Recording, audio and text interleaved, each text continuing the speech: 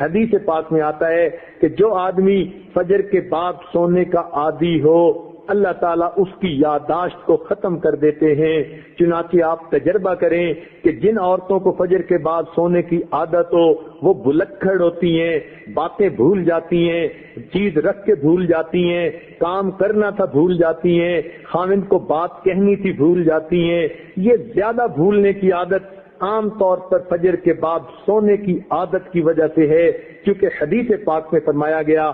اور بعض روایات میں تو یہ بھی آیا کہ حلال رزق ان کے لیے تنگ کر دیا جاتا ہے، لہذا ان کو ادھر ادھر کا ملا جلا تو بہت کچھ مل جائے گا، حلال رزق کے دروازے بند کر دیے جائیں گے فجر کے بعد سونے والوں کے لیے۔ ہاں کوئی آدمی ایسا کہ جس کی ہے ہی ڈیوٹی رات کی، وہ اگر ساری رات جاگا فجر پڑھ کے سو گیا تو وہ اس بات سے خارج ہے۔ ہاں وہ اللہ والے جو راتوں کو جاگتے ہیں وہ عام طور پر اشراق کی نماز کے بعد پھر تھوڑی دیر آرام کرتے ہیں۔ اشراق کے بعد سونا بالکل ٹھیک ہے، بزرگوں کی عادت رہی ہے، مگر فجر اور اشراق کے درمیان حد الوسع نہیں سونا چاہیے، سوائے اس کے کہ رات کا حصہ انسان اتنا جاگے کہ اب یہ سوچے کہ نہیں سوؤں گا تو سارا دن مجھے کام کرنے کے اندر رکاوٹ ہوگی، پھر اس کی اجازت ہے۔ عام عادت نہیں بنانی چاہیے۔ دیکھا یہ گیا ہے کہ جن گھروں کے اندر کچھ کھانا پینا ہوتا ہے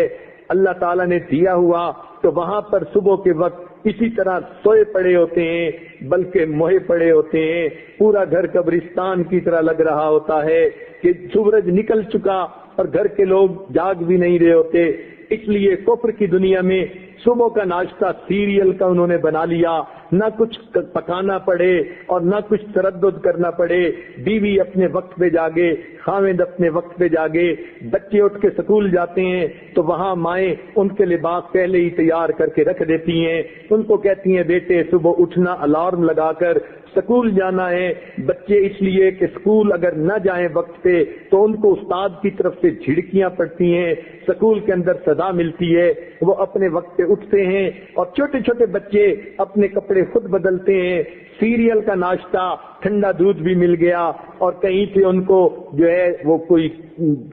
سیریل بھی مل گیا تو بچے یہی کھا کے چلے جاتے ہیں۔ تو کفر کی دنیا نے ناشتہ اس لیے آسان کر لیا تاکہ جاگنے کی تکلیف اٹھانی نہ پڑے۔ اس لیے مسلمانوں کا جو ہے معاشرہ اس میں عشاء کے بعد جلدی سونا اور صبح کے وقت جلدی جاگنا، چنانچہ صحابہ کرام کے زمانے میں تہجد کے وقت اگر کوئی مدینہ میں چلتا تھا تو یوں آواز آتی تھی گھر گھر سے قرآن پڑھنے کی، جیسے شہد کی مکھیاں بن بنانے کی آواز ہوتی ہے۔ اس لیے ہمیں چاہیے ہم صبح کے وقت اٹھیں، عورتیں صبح کے وقت اٹھ کر نماز پڑھیں، اگر تہجد پڑھیں تو کیا ہی بات ہے، قرآن کی تلاوت کریں، درود شریف پڑھیں، استغفار پڑھیں۔ صبح کے وقت گھر کے اندر عبادت کا کرنا پورے دن کو جو ہے اپنے جو ہے عبادت جو ہے منور بنا دیتا ہے۔ بلکہ ہم نے تو بعض بزرگوں کا یہ عمل بھی دیکھا، وہ فرماتے ہیں کہ جس آدمی کی فجر کی نماز قضا ہوتی ہے وہ آدمی کا دن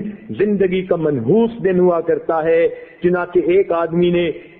قسم اٹھا لی کہ میں اپنی بیوی کو منحوس دن طلاق دوں گا، اب اسے سمجھ نہیں آتی تھی کہ میں قسم تو اٹھا بیٹھا، منحوس دن کون سا ہے؟ کسی فقیہ کے پاس گیا، انہوں نے فرمایا جس دن تمہاری فجر کی نماز قضا ہو جائے وہ تمہاری زندگی کا منحوس ترین دن ہے، تم اس دن یہ کام کر گزرتے ہو۔ بعض ایسے بزرگوں کو بھی دیکھا کہ جو وقت کے حاکم تھے مگر انہوں نے دستور بنایا ہوا تھا، وہ سوچتے تھے کہ جو آدمی فجر کی نماز وقت پہ پڑھ لیتا ہے حدیث پاک کے مطابق اللہ کی امان میں آ جاتا ہے، لہذا وہ حد جو ہے وہ جو سزائیں دینی ہوتی تھی تعزیرات کی وہ اس وقت تک نہیں دیتے تھے جب تک کہ یہ یقین نہ کر لیتے کہ آج اس نے فجر کی نماز نہیں پڑھی۔ اگر پڑھ لیتا تھا تو فجر دوست کو سزا دینا مؤخر کر دیتے تھے کہ اگر یہ اللہ کی امان میں آ گیا ہم کیوں اس کو سزا دیں۔ تو مسلمانوں کے نزدیک تو فجر کے وقت جاگنا اتنا اہم ہے،